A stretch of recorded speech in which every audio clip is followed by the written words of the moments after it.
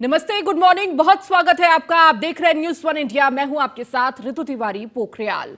Bulletin की शुरुआत करेंगे। आज योगी कैबिनेट की अहम बैठक होने जा रही है। सीएम योगी की अध्यक्षता में ये बैठक होगी। लोक भवन में सुबह 11 बजे ये बैठक रखी गई है। बैठक में कई प्रस्तावों पर चर्चा होगी। कई अहम प्रस्तावों पर मुहर लग सकती है। तो आज योगी कैबिनेट की ये महत्वपूर्ण बैठक आज, और इस दौरान कई अहम प्रस्तावों को पेश किया जाएगा, जिनमें से कई प्रस्तावों पर मुहर लगेगी। तो सुबह 11 बजे इस बैठक की शुरुआत होगी। तो सीएम योगी की अध्यक्षता में ये बैठक होने जा रही है। 11 बजे का वक्त है जहां लोक भवन में ये बैठक होगी।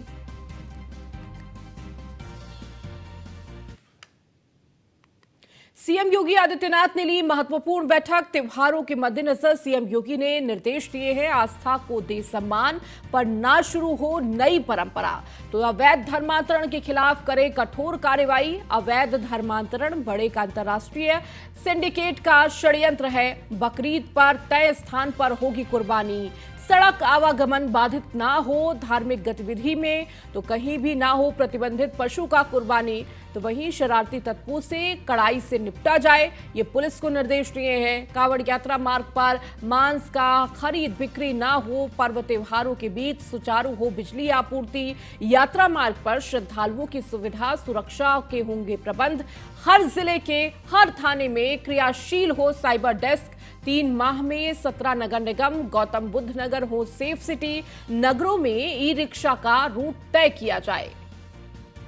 तो त्योहारों को लेकर सीएम योगी आदित्यनाथ ने अधिकारियों के साथ बैठक की है और इस दौरान तमाम दिशा निर्देश दिए। चूंकि देखिए, कांवड़ यात्रा है, बकरीद है, और इस मौके पर किस तरह से जो कानून व्यवस्था है वो सुचारू रूप से चले और सभी लोग तमाम नियमों का पालन करें, इसके निर्देश दिए गए हैं।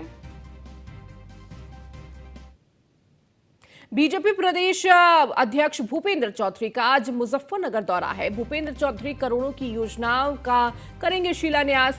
कार्यक्रम में केंद्रीय मंत्री राजीव बालियान रहेंगे मौजूद। तो प्रदेश के पीडब्ल्यूडी मंत्री जितिन प्रसाद भी रहेंगे मौजूद।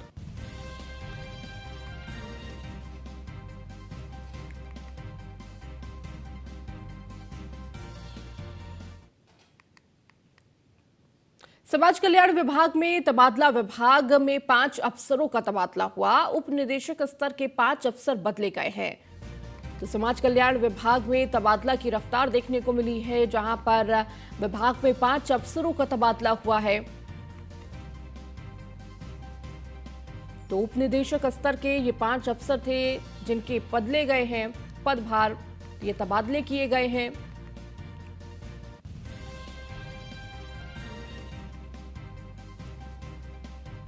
तो विभाग में 5 अफसरों का तबादला हुआ है। उप निदेशक स्तर के ये 5 अफसर बदले गए हैं।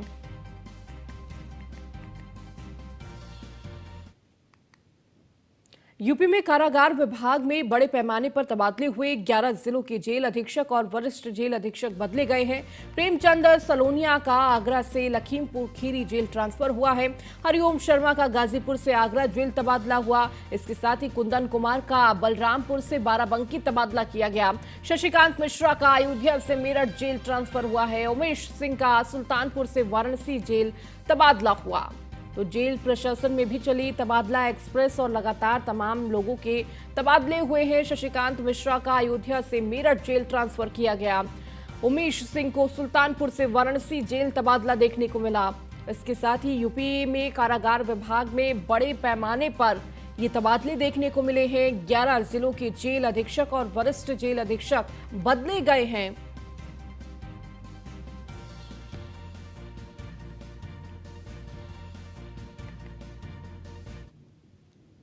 कानपुर में न्यूज़ वन इंडिया की खबर का बड़ा असर देखने को मिला है। यूपी के पीडब्ल्यूडी मंत्री जितिन प्रसाद ने की बड़ी कार्रवाई।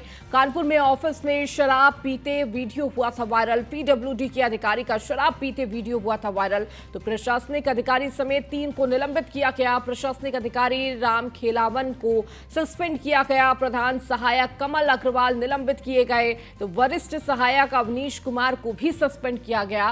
कानपुर देहात के पीडब्ल्यूडी कार्यालय का यह पूरा मामला था। तो न्यूज वन इंडिया ने इस पूरी खबर को प्रमुखता से दिखाया था।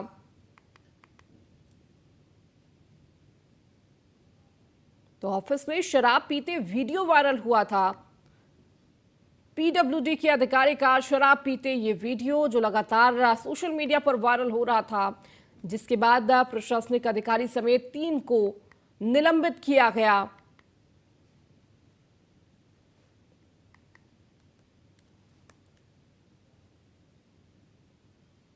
तबादलों को लेकर पीडब्ल्यूडी मंत्री नाराज नजर आए। ट्रांसफर में लेट लतीफी पर जितिन प्रसाद नाराज।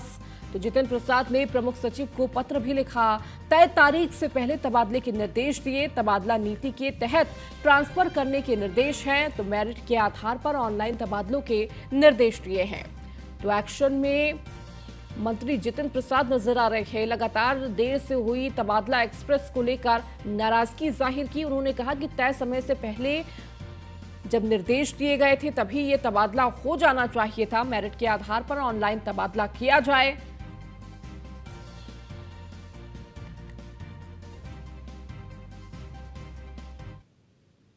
समाजवादी पार्टी की सियासत एक बार फिर परिवार के इर्द गिर्द लौटती दिख रही है। लगभग 6 सीटों पर यह तय है कि परिवार के सदस्य ही चुनाव लड़ेंगे। यानी एक बार फिर बीजेपी को समाजवादी पार्टी हमले का खुला निमंत्रण दे रही है, जिसमें बीजेपी की ओर से लगातार कहा जाता है कि समाजवादी पार्टी परिवारवादी पार्टी है। खैर, ये तो सियासी बयानबाजी है, लेकिन फिलहाल जो संकेत दिख रहे हैं उनसे सवाल तो बनता है कि आखिर समाजवादी पार्टी प्राथमिकता में हमेशा परिवार ही क्यों होता है। आपको एक रिपोर्ट दिखाते हैं। 24 के चुनाव में सपा का फैमिली फ्रेम, फिर परिवार दौड़ाएगा साइकिल, फिर परिवार भरोसे समाजवादी पार्टी। समाजवादी पार्टी पर परिवारवादी होने का आरोप बीजेपी हमेशा से लगाती है, लेकिन समाजवादी पार्टी के नेताओं को इससे शायद कोई फर्क नहीं पड़ता। तभी तो 24 के चौसर में एक बार फिर समाजवादी पार्टी आला कमान परिवार के भरोसे ही है, जिसके संकेत मिलने शुरू हो गए। सवाल उठता है कि हर चुनाव में सपा की प्राथमिकता में परिवार ही क्यों होता है, कार्यकर्ता क्यों नहीं? और अगर कार्यकर्ता को दूसरे दर्जे का मानती है समाजवादी पार्टी, तो चुनाव दर चुनाव हार पर ऐतराज क्यों? क्योंकि मेहनत कार्यकर्ता करे और मलाई परिवार के लोग खाएं, तो जाहिर है कार्यकर्ताओं की नाराजगी स्वाभाविक है। हाल फिलहाल लोकसभा चुनाव के लिए समाजवादी पार्टी की जो तैयारी दिख रही है, उसमें भी परिवार का बोलबाला है। खबर है कि शिवपाल यादव आजमगढ़ सीट से दावेदारी कर सकते हैं। सपा का गढ़ रही इस सीट को बीजेपी ने उपचुनाव में सपा से छीन लिया था। 2024 के चुनाव में धर्मेंद्र यादव के भी उतरने की चर्चा है। वो फिरोजाबाद से लड़ सकते हैं। दरअसल बदायूं से धर्मेंद्र यादव सांसद रहे हैं, लेकिन फिलहाल यहां के सांसद संघमित्रा मौर्य हैं। संघमित्रा स्वामी प्रसाद मौर्य की बेटी हैं। सूत्रों की माने तो लोकसभा चुनाव से पहले वो सपा का दामन थाम सकती हैं। इसके अलावा पूर्व सांसद तेज प्रताप यादव, अखिलेश की पत्नी डिंपल यादव, पूर्व सांसद अक्षय यादव का भी चुनाव लड़ना लगभग तय है। यानी 80 में से 5-6 सीटें तो परिवार में ही रहेंगी। अब सवाल उठता है कि क्या अखिलेश यादव भी मुलायम सिंह के ढर्रे पर चल रहे हैं? क्योंकि बीजेपी की ओर से परिवारवाद को लेकर उठे सवालों के बाद अखिलेश ने कुछ वक्त के लिए परिवार से किनारा भी किया था। 2017 के चुनावों के दौरान शिवपाल से उनकी तलखी किसी से छिपी नहीं। इन चुनावों में अखिलेश ने बड़ी संख्या में परिवार के लोगों का टिकट काटा था, लेकिन अब एक दफे फिर अखिलेश का परिवार प्रेम जाग उठा है। यही वजह है कि 2024 के चुनावों में यादव परिवार एक बार फिर दमखम दिखाने को तैयार है। वैसे यहाँ ये जानना भी जरूरी है कि यादव फैमिली में शायद ही कोई ऐसा बालिग बचा होगा जो राजनीति में नहीं है। एक लंबी लिस्ट है, लेकिन कुछ नामों पर गौर करिए। मुलायम सिंह 5 भाई थे, जिनमें सबसे बड़े अभय राम यादव थे। अभय राम के बेटे हैं धर्मेंद्र यादव, जो 3 बार सांसद रहे। दूसरे नंबर के भाई रतन सिंह यादव के पोते हैं तेज प्रताप यादव, ये भी सांसद रह चुके हैं। मुलायम सिंह यादव खुद तीसरे नंबर पे हैं, जिनके बेटे अखिलेश यादव पूर्व सांसद, पूर्व मुख्यमंत्री और फिलहाल विधायक है। अखिलेश की पत्नी डिंपल यादव मैनपुरी से सांसद हैं। मुलायम की दूसरी पत्नी के बेटे प्रतीक की पत्नी अपर्णा भी सक्रिय राजनीति में है, लेकिन बीजेपी में है। चौथे नंबर के भाई राजपाल सिंह यादव के बेटे अंशुल यादव लगातार दूसरी बार जिला पंचायत अध्यक्ष निर्विरोध चुने गए हैं। सबसे छोटे शिवपाल यादव कई बार के विधायक और मंत्री रहे।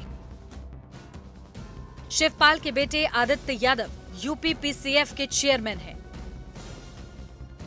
मुलायम के चचेरे भाई प्रोफेसर रामगोपाल यादव हैं, जो पार्टी के राष्ट्रीय महासचिव हैं। रामगोपाल के बेटे अक्षय यादव फिरोजाबाद से सांसद रह चुके हैं। पटना में एक राहुल जो विवाह मुहूर्त निर्धारण समिति की बैठक हुई थी, उसमें जो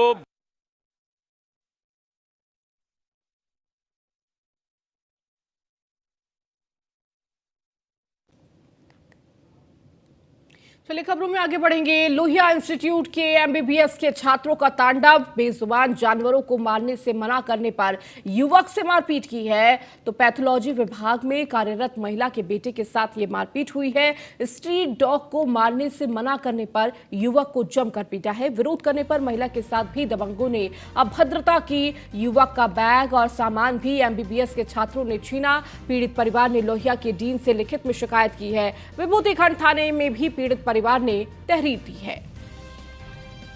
तो बेजुबान को मारने से मना करने पर मारपीट की गई। तो पीड़ित परिवार ने लोहिया के डीन से लिखित में इस पूरे मामले की शिकायत की है। तो वहीं विभूतिखंड थाने में पीड़ित परिवार ने तहरीर दी है। तो लोहिया इंस्टीट्यूट के एमबीबीएस के छात्रों का ये तांडव देखने को मिला है। बेजुबान जानवर को मारने से मना करने पर युवक के साथ मारपीट की है। तो पैथोलॉजी विभाग में कार्यरत महिला के बेटे के साथ ये मारपीट हुई है। स्ट्रीट डॉग को मारने से मना करने पर युवक को जमकर पीटा।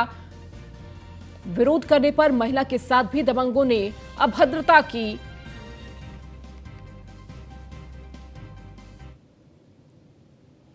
वहीं पीलीभीत में एसटीएस के इंस्पेक्टर रमेश चंद्र यादव के नेतृत्व में 5 सदस्यीय टीम पूरनपुर कोतवाली पहुंची। टीम ने आतंकवाद के दौर वर्ष 1990 से 1993 का रिकॉर्ड खंगाला। टीम अभी नगर में ही डेरा जमाए हुए है। इंस्पेक्टर रमेश चंद्र यादव ने अभी कुछ बताने से इनकार किया है। पिछले कुछ समय से पंजाब में चल रही आतंकी गतिविधियों के तार पूरनपुर से जुड़े हुए हैं। वहीं पुलिस कई बार गैंगस्टर या कभी संदिग्ध आतंकी की तलाश में पूरनपुर आ चुकी है। बताया जा रहा है कि पुलिस पूर्व के आतंकियों के यहां से कनेक्शन ढूंढ रही है।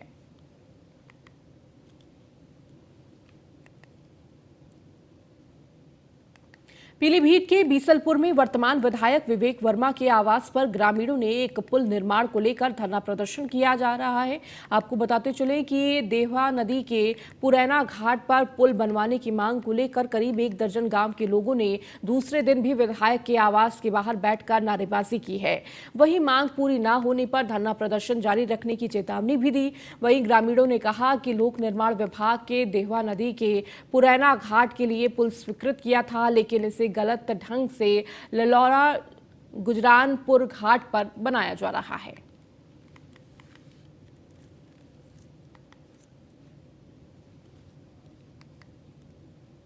गाजियाबाद के खोड़ा इलाके में 2 डॉक्टरों ने इलाज के बहाने एक महिला मरीज से गैंगरेप किया। साथ ही उसका अश्लील वीडियो भी बनाया। महिला को धमकी दी कि अगर उसने इस बारे में किसी को बताया तो उसका वीडियो वायरल कर दिया जाएगा, लेकिन महिला ने हिम्मत दिखाते हुए आरोपी डॉक्टर के खिलाफ मामला दर्ज करवाया।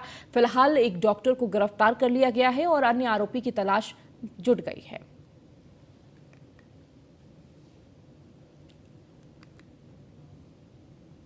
जालौन में ऑनलाइन ट्रेडिंग का व्यापारियों ने विरोध किया है। ऑनलाइन ट्रेडिंग का विरोध करते हुए उत्तर प्रदेश उद्योग व्यापार प्रतिनिधि मंडल ने व्यापारी कलेक्ट्रेट पहुंचे, जहां उन्होंने जमकर नारेबाजी की, जिसके बाद उन्होंने प्रधानमंत्री को संबोधित करते हुए एक ज्ञापन जिलाधिकारी को सौंपा है। जिलाधिकारी कार्यालय पहुंचे व्यापारियों ने बताया कि ऑनलाइन ट्रेडिंग की वजह से उनका व्यापार ठप हो चुका है। व्यापारियों की हालत बद से बदतर होती जा रही है। ऑनलाइन ट्रेडर्स सस्ते दामों पर घटिया सामान खरीदकर ऑनलाइन बेच रहे हैं, जिससे स्थानीय और खुदरा व्यापारी को खासा नुकसान हो रहा है। उन्होंने प्रधानमंत्री को शिकायती पत्र भेजकर ऑनलाइन ट्रेडिंग बंद कराए जाने की मांग की है।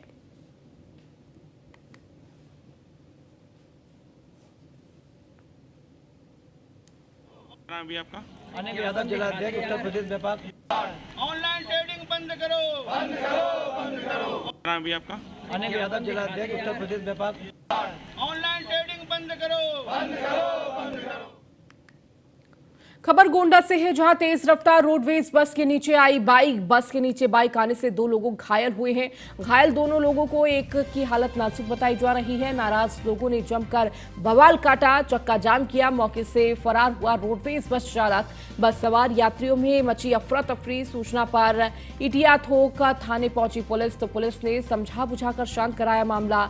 इटिया थोक के बखठोरवा गांव का ये पूरा मामला है। तो तेज रफ्तार का ये कहर देखने को मिला है।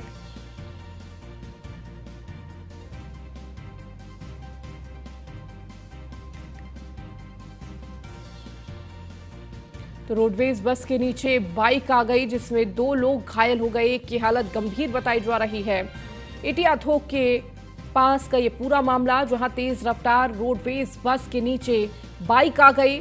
तो बस के नीचे बाइक आने से 2 लोग घायल बताए जा रहे हैं, जिनमें से एक की हालत गंभीर बताई जा रही है। तो नाराज लोगों ने जमकर बवाल भी काटा, चक्का जाम किया, जिसके बाद मौके से फरार हुआ रोडवेज बस चालक। वहीं मौके पर पुलिस पहुंची, जहां लोगों को समझा बुझाकर शांत कराया।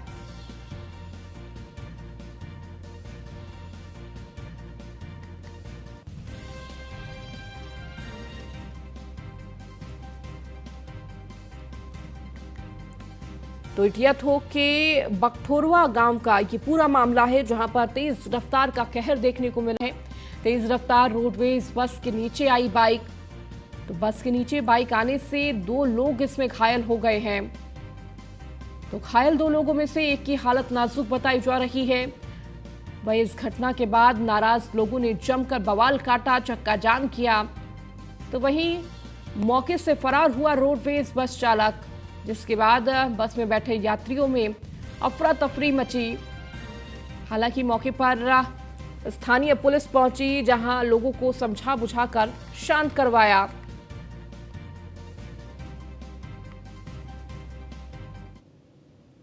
वहीं असलहे का प्रदर्शन लगातार जारी है। राइफल के साथ युवक का वीडियो वायरल हुआ है। सदर कैंट क्षेत्र का रहने वाला बताया जा रहा है युवक। इंस्टाग्राम पर लगाया था वीडियो। तो लगातार असलहे के साथ ये वीडियो युवक का सामने आया है। तो किस तरह से तमाम रोक के बावजूद, कार्रवाई के बावजूद इस तरह के मामले रुक नहीं रहे हैं। तो असलहे का प्रदर्शन करते हुए इंस्टाग्राम पर यह वीडियो युवक ने लगाया था।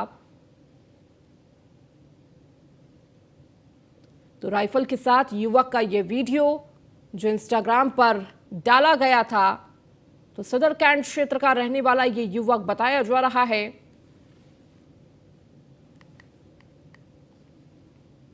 मौलाना ने छात्र से किया दुष्कर्म। मौलाना कारी मोहम्मद अहमद पर रेप का आरोप लगा है। नशीला पदार्थ खिलाकर मदरसे में रेप किया। मौलाना ने लड़की का अश्लील वीडियो भी बनाया। ब्लैकमेल कर यौन उत्पीड़न करता रहा मौलाना। अपने घर में ही मदरसा चला रहा था मौलाना। तो पीड़िता के परिजनों बिठूर थाने में शिकायत की है। पुलिस ने आरोपी मौलाना को गिरफ्तार किया।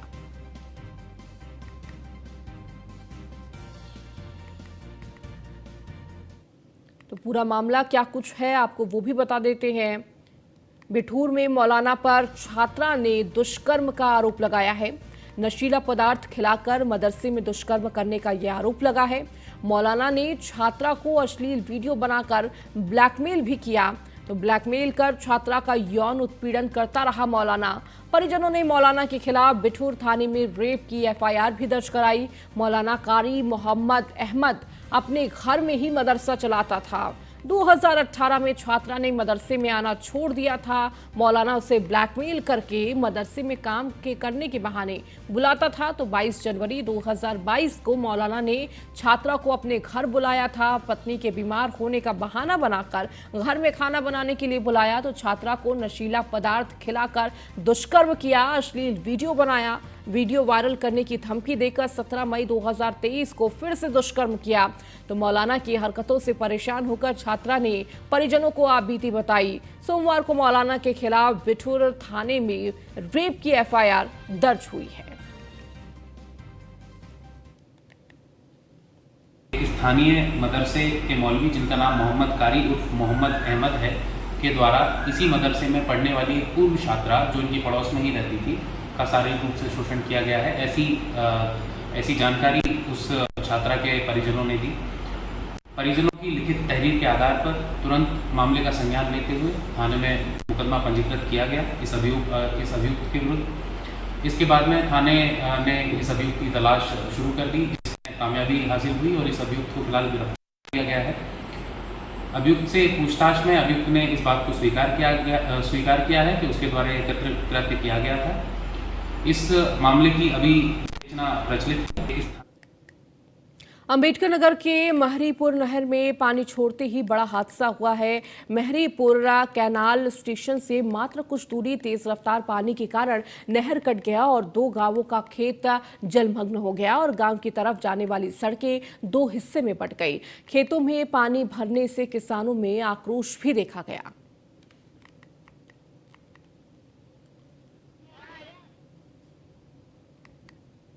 झांसी में बारिश ने बड़ा गांव नगर पंचायत की पोल खोल दी है। बारिश के पानी स्थायी गौशाला में भर गया तो वहीं सड़कों पर भी जल भराव हो गया। पानी की निकासी नहीं होने से जल भराव की समस्या उत्पन्न हुई तो वहीं कागजों में बड़ा गांव नगर पंचायत को आदर्श नगर पंचायत बना दिया गया है, लेकिन तस्वीरें कुछ और ही बयां कर रही है।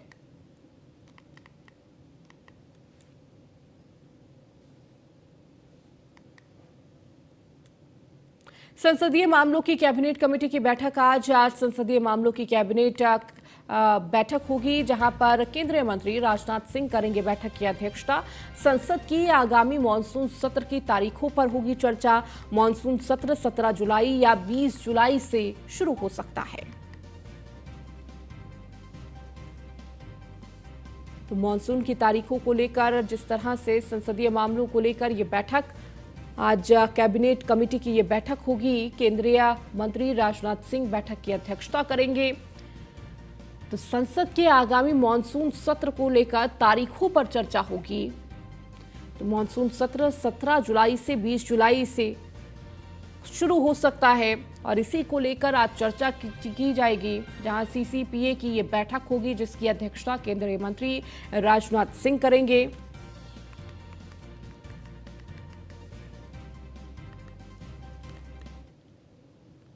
खबर इटावा से है, जहां विपक्षी एकजुटता पर बोले ओपी राजभर। शादी कार्यक्रम में इटावा पहुंचे थे ओपी राजभर। विपक्ष को साथ मिलकर चुनाव लड़ना चाहिए। विपक्षी दल साथ आएंगे तो मैं पहुंच जाऊंगा। हम जिस दल के साथ वो फायदे में होता है। हमारे साथ से बीजेपी को 325 सीटें मिली थी। सपा के साथ गए तो उनकी सीटें भी बढ़ी। 2024 के लिए बीजेपी से कोई बात नहीं हुई।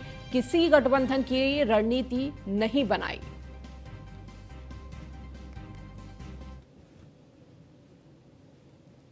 पिछली सरकारों से थाने पे रिश्वत 4 गुना बढ़ी है। अधिकारी के यहाँ रिश्वत खुलेआम ली जा रही है। आए दिन पकड़े जा रहे हैं, आए दिन दरोगा जेल भेजे जा रहे हैं, आए दिन अधिकारी गिरफ्तार हो रहे हैं। क्या कौन कहेगा? हर सरकारों में होता है।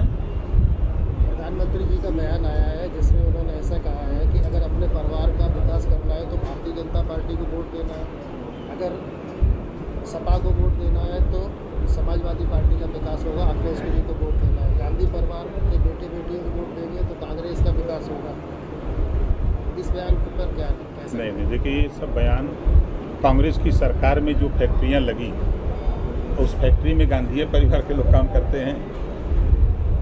उसमें जो उस लायक था, जो उस योग्य था, वो उस फैक्ट्री में काम करता है। कांग्रेस की सरकार में जो सड़कें बनी उस सड़कों पर कांग्रेसें चलती हैं।